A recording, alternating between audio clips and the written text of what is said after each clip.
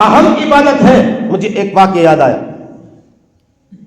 حضرت مولانا رشید احمد گنگوہی رحمۃ اللہ علیہ ایک مرتبہ ایک مسجد میں تشریف لے گئے. چونکہ ہمارے علاقوں کا رواج ہے، آداب کا تو لحاظ ہوتا ہی نہیں ہے.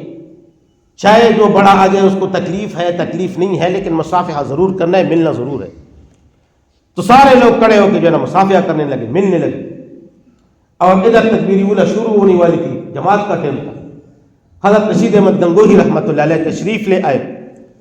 اور یہ اللہ والے جو ہوتے ہیں یہ کسی کو بگاتے نہیں ہیں، سخت الفاظ استعمال نہیں کرتے، چاہے جتنی بھی تکلیف کیوں نہ ہو، لیکن اس کے ساتھ خندہ پیشانی کے ساتھ ملیں گے. ایسا ملیں گے کہ آپ یہ کہیں گے کہ یہ بہت زیادہ خوش ہے، اگرچہ اس کو بہت تکلیف ہوتی ہے. ہمارے استاد محترم مفتی محمد حسن صاحب مد ذیل العالی، وہ جب کسی سے ملتے تھے، حالانکہ شوگر کا مسئلہ تھا، چھوٹے پیشاب کے لیے جاتے تھے، طلباء جو ہے نا مسافر کرتے، مدرسے کے طلباء، اور اس کو جو ہے نا ادھر وہاں تک جانے میں کتنا ٹائم لگتا تھا.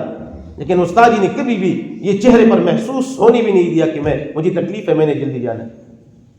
تو لہذا رشید احمد گنگوہی رحمۃ اللہ علیہ کے ساتھ مصافحہ کرنے لگے.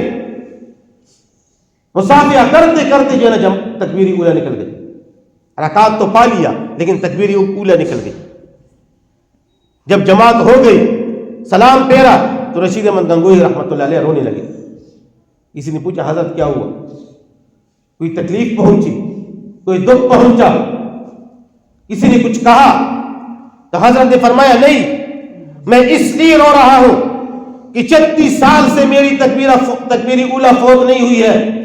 36 سال کے بعد آج پہلی مرتبہ میری تکبیر اولیٰ فوت ہو گئی، اور یہ بہت بڑی عبادت ہے، بہت بڑا نقصان ہوا میرا. تو میرے محترم دوستوں، دوسرا فائدہ میں نے ذکر کیا اعتکاف کرنے والوں کا.